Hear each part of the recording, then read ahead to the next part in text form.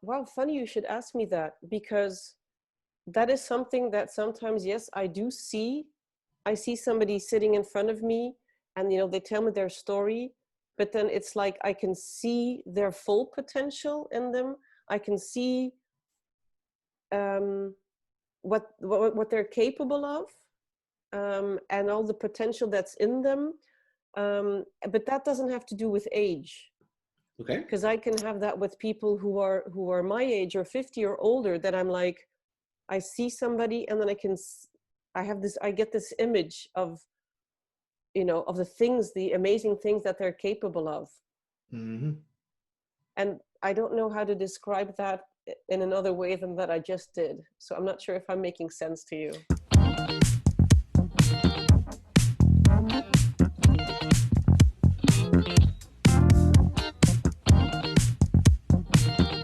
Oh, good God. When we were young. We're still young. Bon, Yeah. good evening. Good evening, Sofie. Good evening, Peter. Hi. How are you? How are you? I'm good. I'm good. I've got my tea. It's 9 o'clock in the evening, just a little bit past. So I'm a morning person. So this is a nice way to end the evening and I hope. prepare for the night shift. I hope. First question, of course. Special times. Oh, Corona absolutely. times. What is the impact for you and your business?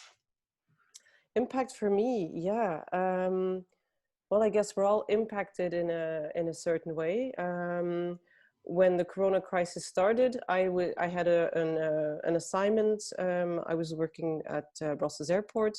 That assignment got cancelled, and then I was very lucky, because actually I was able to start a new assignment at the beginning of the quarantine time. Yeah. So makes me very lucky. I'm very grateful for that as well, because I think for many other consultants or freelancers, that's not always the case. Yeah. So, and I had like 1 week in between the two assignments, where I really took a week holiday. And I have to say, at the beginning of the Corona, it was just, I really needed to go down with the same slow life as the lockdown was forcing us to. So. And it's again in HR, and it's again in the recruiting role, if I am correct. Yeah, absolutely. So a lot of my time I work as freelance HR. And this assignment is as well in recruitment. Yeah. Okay. Yeah. So it's at there's still companies MediaGeniX, recruiting.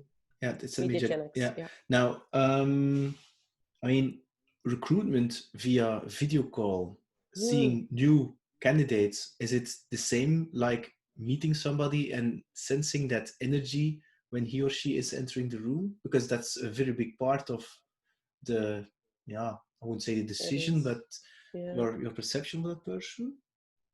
Yeah, true. It's a very different energy to see somebody just through a screen, and not being able to just sense their energy around them in real life. So it is different. Yet I think it is becoming more the new normal, in the sense that I have been doing video interviews prior to quarantine, even if it's just for a very first contact, a very first video call, just to get some basic information already there, just to get a first contact, to avoid people having to, take unnecessary holidays or having to fight themselves through traffic. So I had been doing that for a while, and currently many of the interviews that I'm doing are actually with people who are not in Belgium at all. They're scattered around Europe. They're in the United States. But yes, it is different. It is very different. I'm the one who likes to, see how somebody stands up, gives me a handshake. How do they sit down? How do they behave in general? It's all little things that impact it. So it's a new normal for recruitment, I think.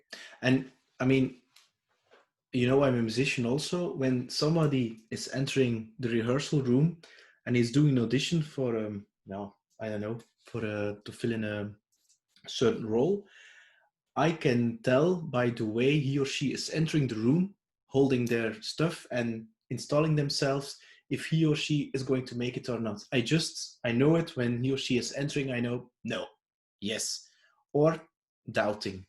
Is that the same with you when you see a candidate?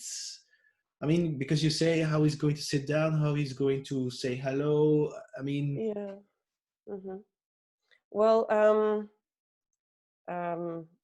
you do have that when somebody comes in, that you immediately pick up a number of things. mm-hmm, But I also want to give everybody the benefit of the doubt, if I would have doubts from the very beginning, because I don't want somebody's career or next step in their career, or the team that I'm recruiting for, to miss out on any opportunity, just because in my perception at that moment, I noticed that the person would be doing A, X, Z, to come in. So yes, I do sense that information, but I try to be very sure that I take more information than just that, yeah, to base a decision on. Because okay, going back to a hiring manager and saying, I saw a candidate and he came in and I just felt, no, it's not, yeah, yeah, that's yeah. not the case.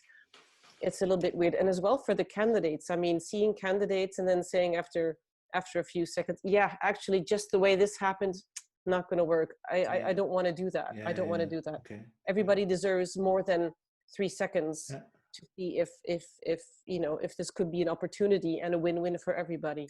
Yeah. I mean, if you listen to Stephen van Belleghem, he's talking about the fact in Corona times, people are thinking about two things or worried about two things: their wealth and their health. Do you believe that people are now looking for a job, or they are more in fear and say, no, I'm going to stay where I am, I'm going to look out, and after Corona, maybe I'm going to switch a job? Or you think there is absolutely no impact? Um, well, I can agree with Stephen that, in fact, one of the things that you worry about most, you go into the fear mode of your wealth and your health. It's basic needs, survival needs. And so I think everybody's in a different personal situation. You have people who are already now out of a job, who want to start looking for Mm-hmm. something. So yes, they'll be active on the market maybe. You could have people who are secure, in their job at the Yeah. moment, but who still have the interest and the drive and the energy to look for something new. Yeah. On the other hand, yes, you do have people who are like, this is for later. I have to get through this quarantine time, and finding a new job is for later. So I think depending on your own personal context and situation, you will be more or less interested, or pumped to put energy Yeah. into finding a new job, because finding a new job also takes a lot of energy. Yeah. That's true. Now, this passion for people, HR, when did you discover you had that in you, or it Oh just wow. happened? Well, I didn't just wake up one day and decide that, but when, because we know each other from ESL when we were studying, Yeah. and when we had to make like the choice for the last 2 years, I remember the very first week I actually had chosen human resources, Okay. as main direction, and after a week, um, I uh, I changed that decision. I went to general business management, Okay. because I thought I had made the wrong choice. I thought that what I thought about HR and what I saw in that first week didn't match. So I thought my perception was wrong. But in the end, when I started working, the first real job I had was working as a recruitment consultant in an agency. Okay. So I was really, really interested in working with people and in Yeah. talking to people. Um, Okay. and listening to their stories. Yeah. Everybody has a story. Yeah. That's the So thing of this podcast. Now, if you now compare today and 20 years ago when you started, or it's more than 20 years ago, I think. What yeah. is the difference in in recruiting people? Is there a difference? Has things changed? Are we now living more in a purpose life, and are people choosing a job differently than 20 years ago? That's a very good question. It's a very broad question, or I could answer in very different directions, of course. I mean, have things changed? I mean, when I started recruiting, people were still sending their CV in an envelope with mail, Okay, but with that's a typed technology. letter. Yeah. So that's technology, but it does change how you receive a certain CV. And if people just send you a small message, or do they effectively write a motivation letter? So that has definitely changed. And the way people look for a job, or what they're looking for, I think it's more generation-wise than it is really just the timing. Because when I started in recruitment, you know, you do ask the same kind of questions. Yeah. You know, Okay. what I ask now are similar to what I asked 20 years ago. The main difference is, for me personally, is that I have 20 years more life experience, which makes that the questions I ask, I listen differently. Yeah. I listen differently, and I can dig a little deeper sometimes into, you know, what, you know, how come that person just gave me that answer? So you kind of, yeah, you learn to fine tune the questions and the skills in reading people, and seeing what you want to ask them. And as well, the big difference for me is that I'm much more comfortable, you know, interviewing and talking to people of any age, any function, from any type of company. Because when I was started, I was what, 24, 25. Yeah. I mean, and I was interviewing people who were 50. Like, Yeah. it's Yeah. some, you know, at that point, sometimes I felt it was a little bit strange. I mean, what did I know? A 25-year-old, I was just going through my list of questions. And now I can really connect with people. Yeah. Yeah. Yeah.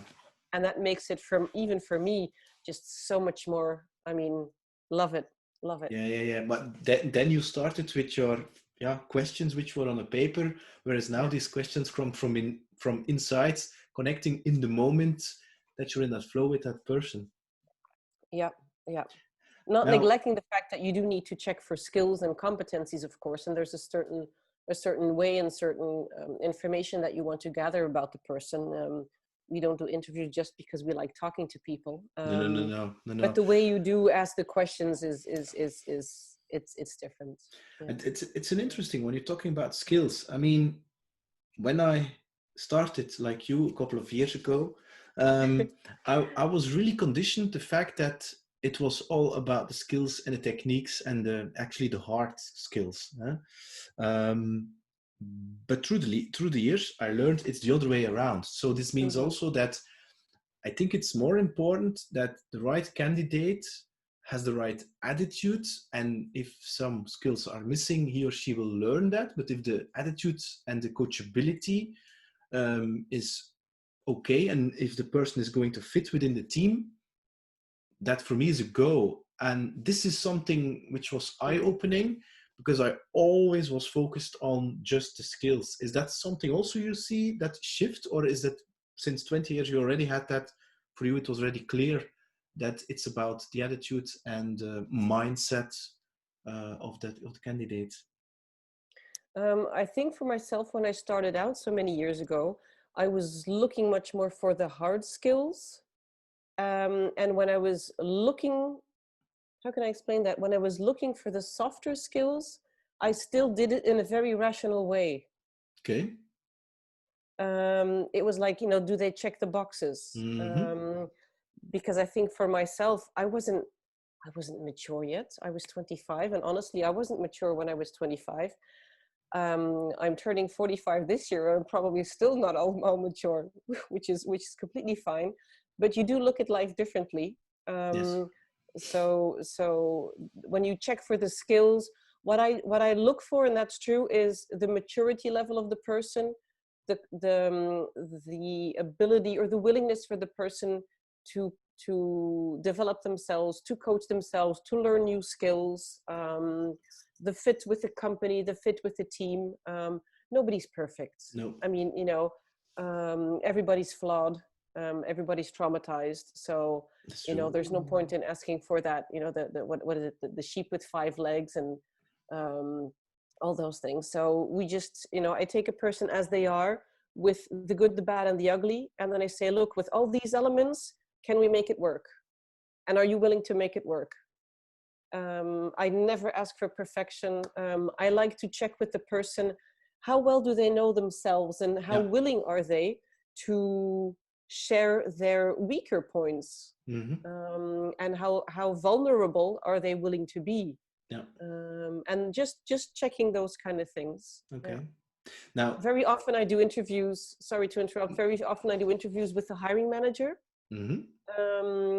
And then it's always nice when you got this good teamwork going, where, sometimes hiring managers, they have a good idea of what the competencies and the skills, and especially if it gets all technical. And so in the end, we realize that we come to the same conclusions, but each coming from their own expertise and asking their own set of questions. Yeah, and that's true. Really nice to see if you can have that partnership going on with the hiring manager as well. Yeah, it's great fun. Yeah, and I mean, you're turning 40 plus this year. Me too, in a couple of days, by the way. And if you would go back, take a DeLorean, and you would meet the Sofie from 18 years old, smoking, drinking white wine, because I remember that. And she's standing in Brussels Centrum. She was just about to enter that thing we call school. What would you say to her? What are the 2 or 3 tips to say to Sofie, young Sofie? This or this. I would probably tell her to lighten up, in the sense that yes, life can be difficult and life can be hard and we have to work hard, etc. But chill. Don't worry so much. Okay. Just have fun, and you don't have to have control over everything. Just let things happen. Things will happen anyway. You don't need to control everything. So just relax and chill.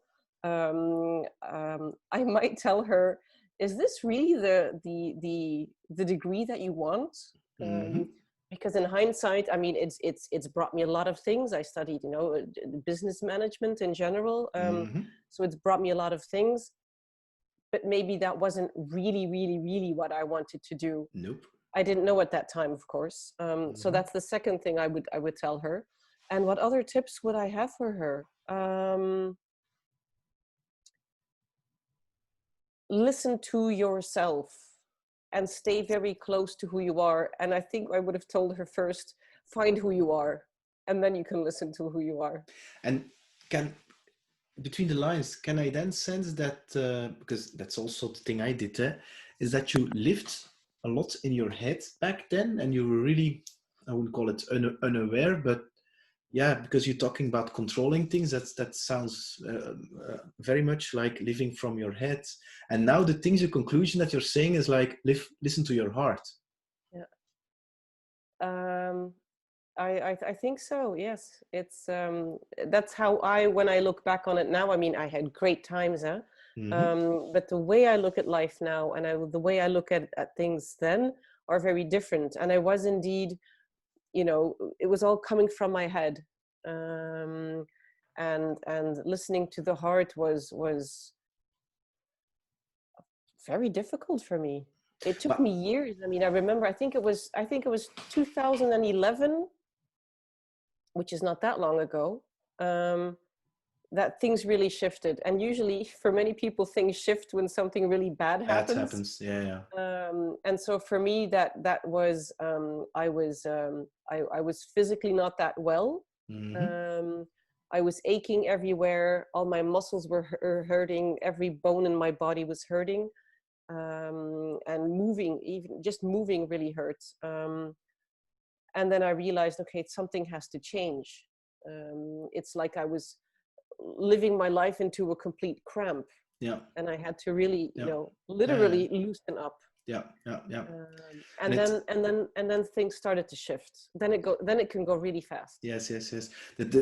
I had the same experience. It was around 2009, 2010, 2011, which was very difficult times. It was very deep, black, Mm-hmm. and for me the biggest thing was that I had to de-learn things. I thought I was going to learn things. It was actually letting go of false identities, letting go of conditioning, letting go of masks of somebody I was playing that other people were expecting me to be. And that letting go was really, that was, I wouldn't say painful, but that was for me the big discovery. And maybe it's tied to, I would say, and I don't blame the education, of course, but it's like 5 years or 4 years. And it's always about the head. I didn't have any class when they said, today we're going to practice how to listen to your heart and your body. No, I think when the schools are opening, maybe that's one of the things they can add to the curriculum. But you're joking for with the it, kids. but No, actually, I'm saying it with a smile, but I could help maybe, huh? I mean, every guest I had says the same. This is the same line. Everybody says the same. Yeah. Every decision that I made with my head was not the right one. Every decision that I took with my gut feeling, intuition, my heart, whatever you want to call it, that's the good one. And I sensed it up front that, maybe it's not going to work with this person, but I'm going to try it. And it completely failed. Now, I mean, in 2015, you started your own company, if I'm correct? I did. I became an independent. So it's 5 years? Yeah. Why? That's coming on 5 years now. Yes, absolutely. What was the driver? What was the driver? Well, at that time, 2015, so I had been working as an HR consultant, but on a payroll basis. Yeah. And I mean, I enjoyed that. I enjoyed the variety of, seeing different companies, getting to know different company cultures, meeting a lot of people, since everybody has a story, different kind of projects. I was a personal coach. I was giving trainings. I was doing all kind of HR projects. However, I felt that for myself, I wanted to have a little bit more impact on my agenda, a little bit more impact on the type of projects and on the type of companies I was able to work with. So I started asking myself these questions. Okay, should I, change jobs? Okay, but I didn't want to go from one consultancy company to the other. I mean, I was happy with the colleagues. I was happy with the company. So it had nothing to do with going to like a competitor. And moving into a company where I was like working in one company, then I was already becoming nervous and thinking, oh my God, I'm going to miss out on all the variety. And so then one day I just woke up and I said, well, Sophie, if you really want to do your own thing, then you got to become an independent. That's the way it is. Was there something that triggered? Was it something that triggered? Was there like a bad boss or something, or you had a boring meeting, or? No. It was more for myself. The accumulation of very busy days where I found myself early in the morning driving to Antwerp to give half a day training, and then during lunchtime I had to drive from Antwerp to the other side of the country in the rain, eating a sandwich because I had to be on time to give another half a day training. And and then the next day it was the same thing, and I was going completely goo-goo. I had no control. I wasn't in the driver's seat anymore. Okay. And I didn't want that. I knew that had to change because 2011 I had started seeing the light, working on myself, changing and living. And at that point, 2015, I was like, okay, I had just turned 40. I was like, okay, this is the next move. It just made sense. So it was a very, very conscious decision, and one that I have not regretted. And I do get that question sometimes, and especially days like these. Yeah, and aren't you looking for something more permanent? And I'm like, today, this is what still works for me. Yeah. Never say never. I mean, I don't know what's going to happen down the line. But I do know that every choice I make is one that I make very consciously, that makes sense. at that point in my life, and that makes sense for the whole context, Yeah. for the whole system. And then, you know, whatever happens, you just take it a step at a time. Yeah. So it just makes sense for me today. Because you do more than just recruitment or HR as consultant. Because I also remember you did a workshop a couple of years ago to, I would call it, female entrepreneurs searching for their, what they wanted to do, or to give them more strength. So you do more than just HR consultancy, yeah? I do a little bit of everything. So I work as HR freelance in a company. And then I also, I'm a trainer in, that's then more like the leadership trainings and individual coaching. And then together with some amazing other females, we do some business games. So we've got like this financial business game, a financial workshop, and one that's more oriented towards change and positivity, looking at things in a different way, shifting your mindset. Yeah. So that's a whole bunch of things where, in the beginning, when you start as an independent, or that was the case for me, I was just so happy to be working that I said yes to everything. To everything, yeah. So my agenda was just exploding. And after a year, I was like, okay, let's just review that. Okay, your goal was to have more control of your agenda. Now, it's not going to help if you say yes to everything. So, you know, you learn as you go. And I've chosen to do the things that really make me happy. And today that's working as an HR freelancer in companies. And I still enjoy, you know, giving those workshops, especially the workshops, because it just really, again, it helps people connect to themselves. Yeah. Bring a little soul into their life. Yeah, but that's the thing that I'm reading on your LinkedIn. Eh? You're the creator of the platform where business meets soul. Yeah. What does that mean? For me, For me, what that means is that business is business, and yes, you have to use the rational brain, and you have to have a plan, and you need to use numbers, and you have to have some sense of control over your finances. But doing business is also doing business from the heart. Putting a little soul into it. It's supposed to be fun. Yes. We're supposed to be having fun when we're working. Yeah. And whatever we do, enjoy it. Put your soul into it, and don't just do it because it's a good business plan. Or it pays the bills. Or it pays the bills. And yes, you know, I can understand that today and in the coming period, we could have people who say, I need to work for my basic needs.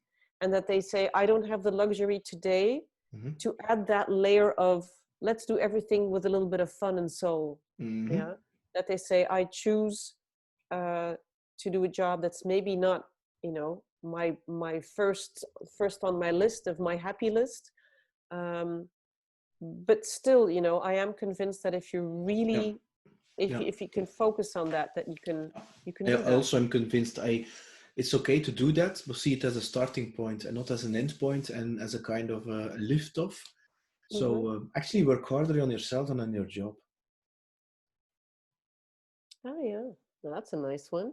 I didn't invent it. It's from Jim Rohn. So the guy's already dead. He's from the 70s. He was like an NLP trainer. So and yeah, that's indeed a very nice one, but it's the truth, eh? Oh yeah, I mean, every day, I love the fact that when and it's something, not something that it's something that I read very often, is they say that everybody you meet every day is just a mirror for you. Yep. And that is so amazing, because if you actually go through your day, and anybody who's reacting to you in any way, whether it's something positive or if it's something negative, or it's something that makes you happy, or if it really triggers you in a negative way, you can just look at that person and then say, this is a mirror, you know, you just kind of react to it in a totally different way. Yeah, that's it. That's the, I mean, especially when you are having children, especially when they're young, I mean, that's reactive behavior when he or she is doing something which is not in your head the way he or she should behave, especially when you're having like a Zoom call or a video call from work.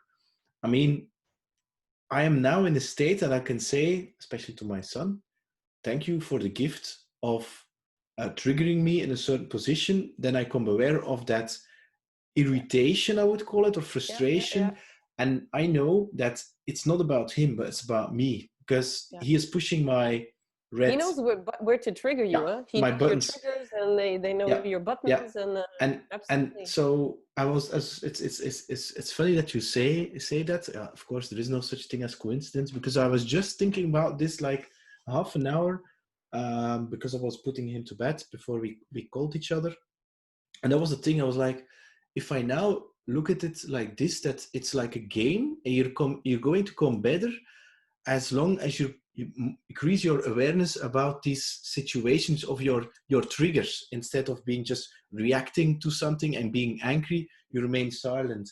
And a person, an executive, this afternoon, which I didn't know, he was like, your son is actually breaking down the whole thing and you remain calm. I have so much respect for that. And I said, what's the alternative? I mean, if I yell, I mean, he doesn't understand that. And second, it's like poison that I'm injecting in my life. So it's training myself. And of course I'm irritated. I'm not the Dalai Lama. And I also think that he can be irritated. But I like that. I mean, if you change your mind, seeing it as a kind of an exercise or a computer game levels, and then you get up another level of awareness. I mean, I look at them and I say, thank you for the lessons, actually, because it's a gift. And it's not easy. He's your little Pac-Man. Yeah, but it is. So, but not a lot of people think like that. They jump more in a kind of victim role, and they blame others that they are unhappy or the things are not what they are or whatever. And that's their choice, of course. But no, of course. And I'll be honest, I mean, I understand the concept, and I try to live the concept, and I try to really, let that sink in. Honestly, I've got my days where I'm like, I'm like, okay, bye world, just, leave me. Yeah, that's true. And then it's only afterwards that I'm like, there I went again. But that's awareness. Whereas 20 years ago, I mean, that's the thing that Jan Bommeré said like a couple of years ago. He said, like, if you look at a child, I mean, when they're angry or irritated, after 1 minute or 2 minutes, it completely changes again to the happy state. The sun is shining.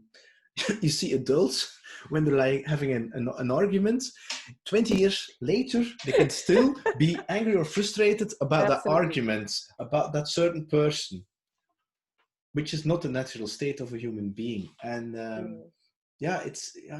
think that's a very fascinating. We often keep too many memories, and we just build up all this, they call it the traumas that we build up, and we don't let go, and that's if you can, slowly but surely, a day at a time, let go of some of that trauma. I mean, life's tough enough without us putting some extra on our own life.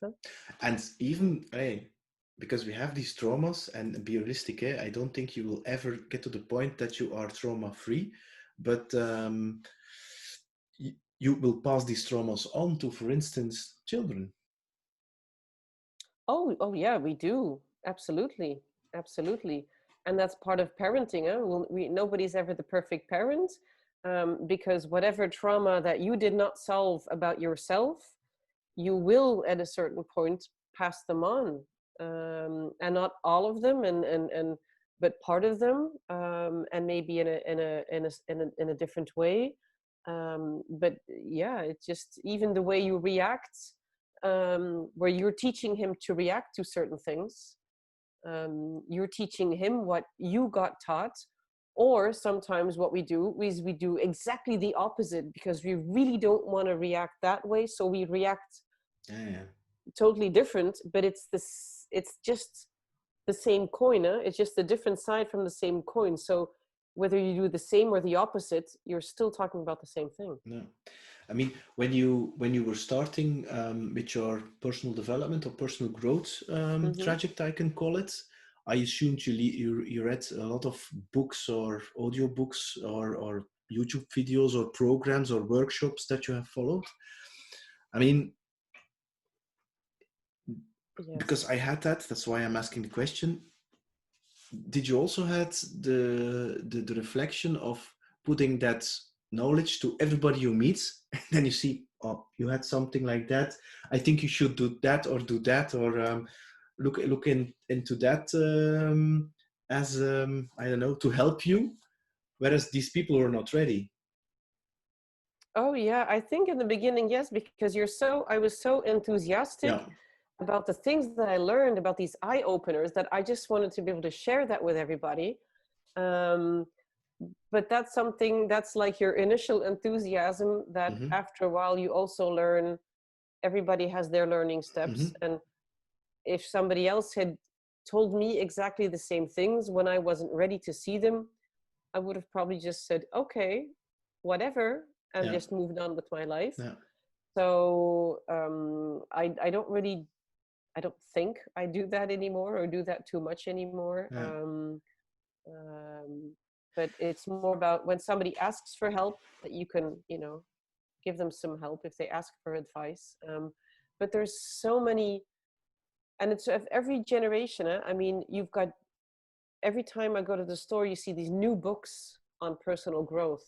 Okay. And you had new books 5 years ago, 10 years ago, even 20, 30, 40 years ago. You already had books on self-development, but it just changes. You have other people adding something, changing something. So it's been around for a long time. And so every generation and every few years you have new authors, which is great. Huh? It's their way of Well, communicating what they learn.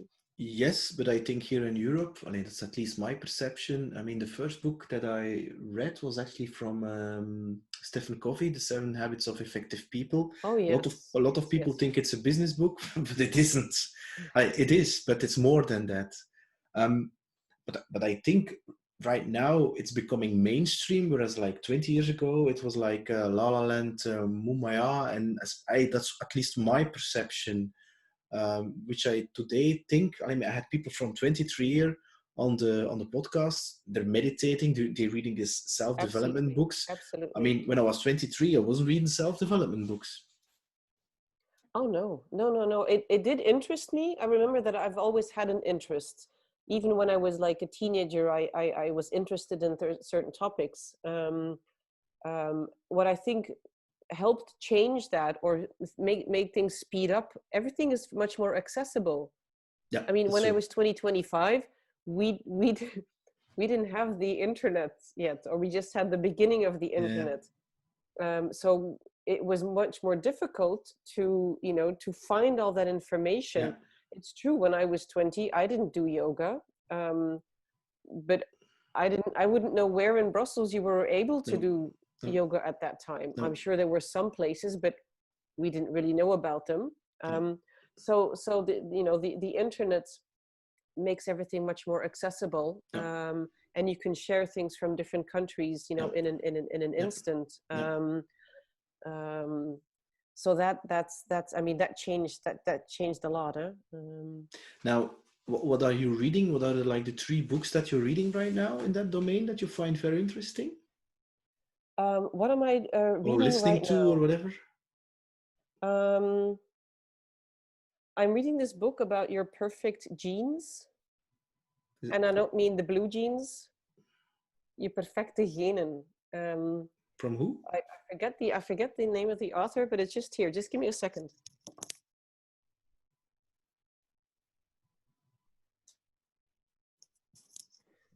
There we go. Je Is Bruce geniale genen. Dawson Church. Dawson Church? Okay. Yeah, really interesting. Really interesting. Is it like in the sphere like Dr. Bruce Lipton, like gene? What's it called? Gene. Well, it's about your DNA Epigenetics. and the Epigenetics. epigenetics. Yeah, that's it. It's about your DNA, the biology of intention. Um, every thought you have influences and changes your No, genes. no, that's correct. So really, for me, that's really interesting. I'm also reading Dare to Lead by Brené Brown. Yeah. I usually have a whole stack of books that I'm Yeah, me too. I'm reading. I read as well recently the book by Lynn McTaggart, and that's about intention setting. I don't know. So which is even that's even a larger and a different domain. I mean, that's completely moving around away from business. You know, Brené Brown is still much in the leadership and in the business world. This is a little bit more biology and then, you know, scientific, whereas with Lynn McTaggart, there's a scientific base to it as well, but intention setting, it's getting more awareness as well. Intention setting, but I wouldn't say that it's totally common yet. Yeah. So because my interest in all that it goes very deep and very wide, and I just adore reading and just absorbing that information and translating it into my own life. Yeah. That's the same for me. And the business. Yeah. When I heard the fact that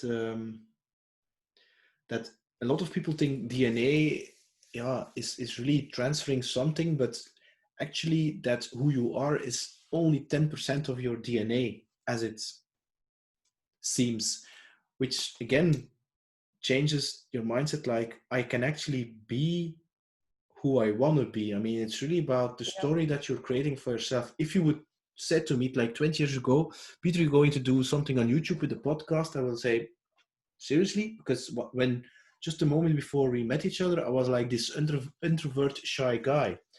5 years later, when I left, I was no longer introvert, but fan. So that would be, but that's not me. So, and I like that concept that you can actually write or rewrite your own story. It is. It's very strong. And yes, I mean, our DNA is our DNA, and that's that. You know, that defines the blue eyes and the brown hair or the gray hairs, and also your personality traits, and also some untreated traumas that you got, that you inherited within that DNA. But it's your with your epigenetics that help actually. Certain genes, you can turn them on and off. And by your lifestyle, you can turn them on and off and live a healthier or less healthy life. And so, yes, in that sense, you're in control of your life. It's the combination of nature and nurture. Yeah. Okay. Interesting. Now, are there any, as a little bit an extension of that question, are there any role models or people that you admire or inspire you at this moment that you say, I followed that person? Just talk about Brené Brown. I assume that you also watched the Netflix documentary she had. I haven't yet. You should do that. It's so good, and she has so much humor. Yeah. It's okay. Very, very good. Yeah. One for the list. Certainly. Wow, who inspires me today? I completely get the question. What I'm thinking is that, to be honest, I am completely in awe, and I love the fact that what perhaps when we were 25 we didn't do or couldn't do yet, you know, the society wasn't that today you have so many young people who are already eager and working on personal development, on starting their own business, or focusing on a number of things, and you know, just doing it. And that for me is inspiring in itself. And then, yes, I'm also on Instagram, so I follow a number of people there, and, you know, I follow Oprah, etc. And then, you know, she's a classic. But on the other hand, I also follow a number of people. There's this one American, Amy Purdy, and she had been ill, and she had to have her legs amputated. But that did not stop her from, you know, doing everything in life that she wants to do. And, you know, growing her business and doing what she likes to do, and skiing, and, you know, she was on Dances with Stars, and I'm like, wow, you know, she works for that. So those are stories that I'm like, wow, inspirational. Yeah. Yeah. Yeah. Yeah. So, and it's even, that's why I like what I do with the recruitment, is because everybody has a story. Yeah. And I get to meet people who come in for a certain job, and then I'm like, they start telling me their story, and I'm like, really? Wow, good on you, So in that sense, for me, inspiration can be found in almost everybody's story. And when you then meet certain people, like in your recruitment, is it then that you see something of their potential which these persons are not aware of yet, especially young people, because they don't believe, they're not so confident, or Wow, funny you should ask me that, because that is something that sometimes, yes, I do see.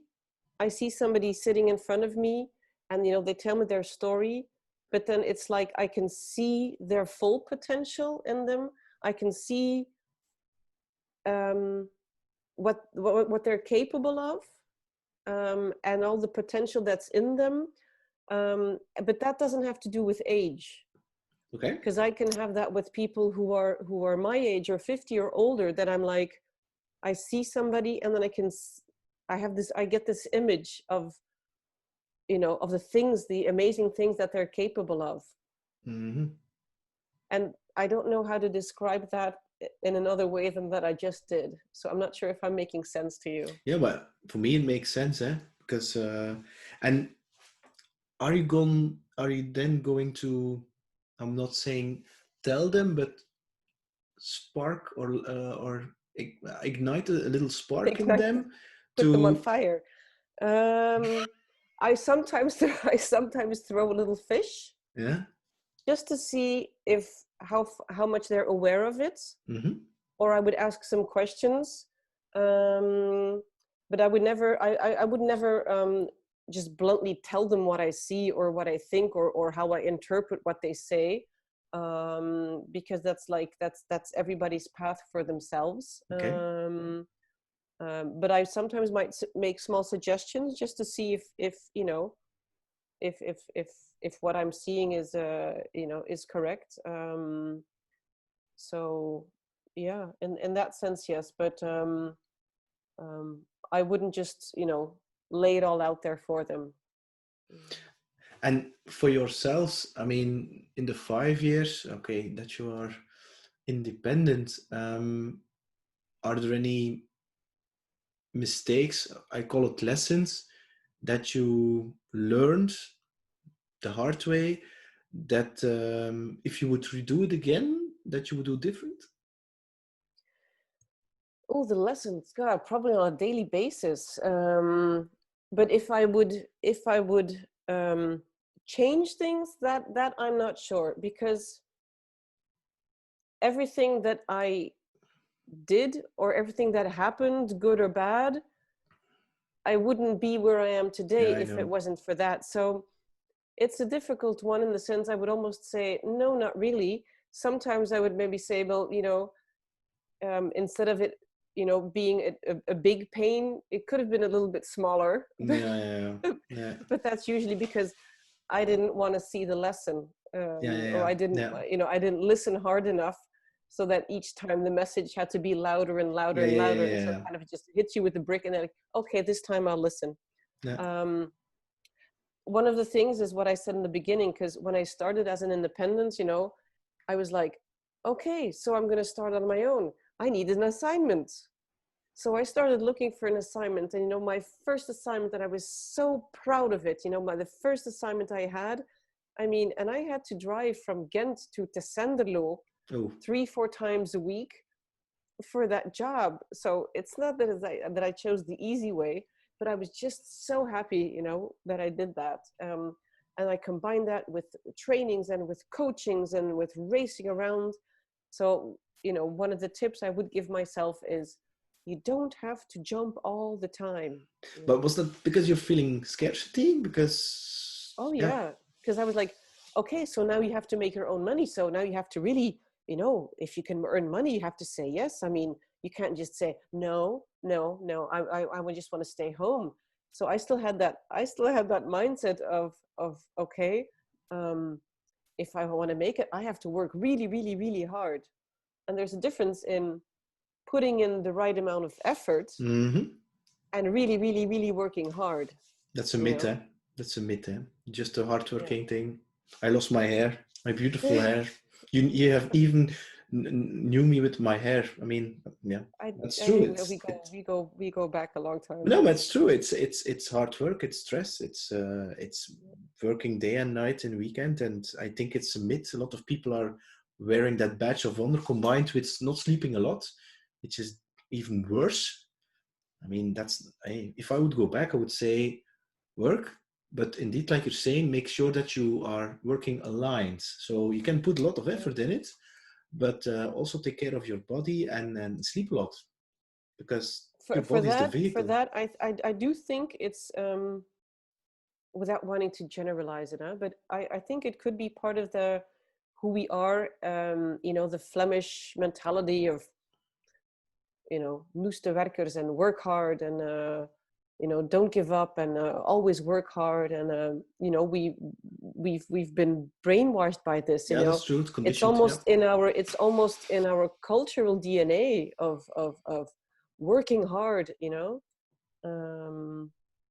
so that and it's not blaming or finger pointing. No, It's no, just no. something that I think that I see in a lot of people is the, you know, just don't think too much, just work hard. Yeah, yeah, Whereby, okay, yes, you have to work hard, but there's a difference in working hard and working harder. yeah. That's true. That's true. Yeah. Now, are you quite successful? What you're doing right now? What is next? What is next? Absolutely. I think what is next will maybe be for a part be defined by what's happening now. Mm-hmm. Um, People in quarantine, which makes it changes the way we do business, it changes the way Mm-hmm. we live, it changes the way we connect with each other. And so, you know, maybe for my business as well, I'm I'm thinking of working much more with the online businesses, Mm-hmm. maybe online courses. Mm-hmm. So shifting it more in that way. And Personally, one of the things that I do really enjoy is the fact that I don't have to stress about the traffic Yeah, every single day when going to the office. And that's just taking so much such a energy. load of stress, that I'm like, okay, it wouldn't be that bad if we can work in a different way. Yeah, I'm not saying that I want to be do home office all the time, but just, you know, make shifts here and there. Yeah. yeah. That's for So I'm me. sure business will definitely change. The whole world will change, and I think that we are. I'm an optimist, so maybe I'm too naive to see what might really happen in our world the coming months, years, because of what's happened just these few months. Mm-hmm. We're still in quarantine, so I don't think we're totally grasping Nope. um, what is going to happen. I mean, we're still thinking of when can the kids go to school, when can I see my friends again, when can I get out of here and see my family. I mean, I miss my little cousin and my niece and my nephew. You know, that's like, you know, stay healthy, you know, you have a job, and when can you see your family again? Mm. But I'm maybe too naive, but or maybe I'm postponing of looking down the line and saying, okay, what is our world going to look like in a year? Right, it's a little bit what you said. I wouldn't say in the middle. It really depends on the situation. Eh? I mean, when you are healthy, when your parents or your loved ones are healthy. But I know situations where people actually have lost quite some loved ones, and Yeah. combined with working at home, with very close on your partner or whatever, or children, or even alone. That's also what I see in environments. Young guys, girls, working all the time from home and actually having nothing, not even a cat or something, Hmm. that they really, I'm not saying depressed, but I think we were raised in another way. There were no social media. There was no internet was just starting. We were happy to send an email, and that was it. But there was no social media, and I True. think also that has an impact on their mental well-being. Absolutely, and maybe it's also a signal on how not strong, but maybe how mature or how comfortable you are with yourself when we stepped into this quarantine. And when you had some issues, or maybe you weren't very comfortable with yourself, and then you got stuck in the quarantine, that can enhance a quarantine. I think enhances a number of things. Yeah, It that's true. enhances the good, the bad, and the ugly. Yeah. It just gives the whole thing an extra dimension. So something that was uncomfortable can now maybe be a real pain. And something that you were enjoying can now maybe suddenly become really a gift. That's true. But I also think it's I have really YOMO, so the joy of missing out. Whereas I was 25, I mean, I really had The that. FOMO. But it's typical, eh? I mean, I understand that completely. Whereas now today, I'm like, I'm fine. It is what it is, and Me too. No, absolutely. and I don't have to go with the car to and stand in a traffic jam and things like that. Meetings are more effective, and it's like what you said. I really underestimated how much energy that driving in a car actually is draining your energy. Yeah. Now, in 10 years, who is Sofie Bruynooghe? I would say let's meet again. Let's do this again in 10 years. It's a deal. I'm just as curious. I don't know, maybe living somewhere in New Zealand on a farm, with animals, doing remote business with the rest of the world, but that I can make the difference in the world by maybe being connected a bit more with nature. And connecting with people. That's probably something I will always do. And is that So this is something? quite fun. I like this. Is this something that you're thinking about or driving you, having an impact on the world, on people? Really, I mean, I wouldn't say leaving a legacy, but really want to serving other people? There is something driving me, because I'm for about a year now. I've been doing some volunteer work with the elderly here, in the town where I live, um,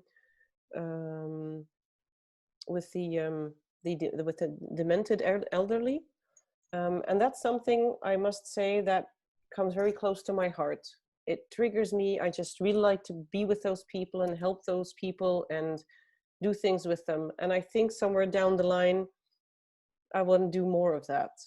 And it is increasing your compassion, or what does it actually make you feel? What does it make me feel? It does make me feel that I can make more of a difference, in the sense that with my business and recruitment and helping people develop themselves, that's already a big difference. But that is still something very different. I don't know from where it comes from, but for me, the way we deal with the elderly in our society has, for years, for me, been something that triggers me. Because we put Putting them away. together, because we don't have the time or the capacity, and this is without judgment, absolutely No. without judgment. It's the way that we've organized our society. But just being there with them, and I mean, there are people that could be us in 30, 40, 50 years. They've had a life just like we had. They have stories to tell. They have stories that maybe they can't tell us anymore. But those people, they've had lives. They have stories, and I just love talking to them, and I just love to being with them. Is there Yeah. something that you learn from them? Oh, absolutely. What I learned from them is that the essence is that they're happy with the small things, Mm-hmm. and they probably had years of FOMO in their own way, in their own generations. But for them, that's not the most important anymore. You know, they enjoy being with each other. They enjoy each other's company. They enjoy, you know, good food, and it all comes back to the basics. If you're in good health, if you have people around you that love you, if you have people around you that take care of you, what else do you need? Yeah. And so it comes back to the essence. That's a great story, So, Sophie. That's a great story. I really like it. I really like it. I hope it inspires a lot of people to do the same. Yeah, it's true. Yeah. Now, last question, because it feels okay. like a minute. This hour, what is still a dream for you to do or to be? And it must be a crazy dream, yeah? Like playing in the next, what's it called? These casino movies with George Clooney, which is a good dream. What do you have like a crazy dream? Or sitting next to Oprah or in Oprah in her show? In her show. Wow, the wildest dreams. Let's go. What would I be doing? What's on the bucket list? Writing a book? Um, Not necessarily, but yeah, why not? Yeah. I guess, wow. God, you completely caught me off guard. I'm going That's my to, yeah, intention, wow. of course. Eh? Yeah. Ka-ching. I thought I had a nice closure with the last one. Always end with a bang, eh? I mean, Yeah. No, for me, I think the whole crazy thing would be if I leave this whole country behind and move to New Zealand and me on a farm. I think a lot of people are going to say, "You on a farm between the animals?" Okay. and then the north or the southern part? No clue. I've never been there. So I wouldn't know if there's a difference between north and south there. There's a big difference. Not too cold. Yeah. Okay. Okay. Great. That's a great dream, and still possible, eh? Who knows? Oh, yeah, Within 10 absolutely. years, I mean, we can travel and we do it over there in New Zealand because it's one of my dreams to really travel to New Zealand. Yeah. I might meet you there. Come visit me on my farm. I actually know people there. When I just was graduating, I was partying or drinking with somebody. Maybe you also think who knows the person. And he was going to South Africa, and we were in Bruges, and we were sitting in some kind of how do you call that? Where foreigners are eating and staying over there, and we were having dinner. And next to us was sitting a boy and a girl from New Zealand. We were living in London, and we hung out with them. And also the next day, and then we went to London, and then they introduced us to the whole New Zealand community. We went out and showed us pictures, showed us about their culture, and I'm still connected with them on Facebook. Wow. Yeah, yeah, Nice. yeah. There is even a picture of me and on Facebook. I will show it to you with my hair when I was 23 or 24 with them. Yeah, these are, yeah, it's crazy. I have very good feelings, I like memories about that. So Memories, that's yeah. one of the reasons that I wanted to go back, because when you're living in New Zealand, you can live in London for like 4 years, have a visa, and then you need to go back. Okay. So, and what they do, because New Zealand is very broad, so for us going from Ghent to Amsterdam, for them, it's like just another town. You mean it's just the same? We're going from Ghent to Bruges, but for them it's like, well, that's not far. See, because it's not a lot of people, but on a very big Sure. territory. So they Yeah. they think really different. So they every weekend they were like, from London to Paris, from London to Bruges, from London to Ghent, from London to Amsterdam. So yeah, great Cool. dream. Wow. Mhm. Sofie, is there something you want to share that we did not talk or touched upon? Well, I mean, I'm enjoying this conversation. I'm sure that we could continue for hours.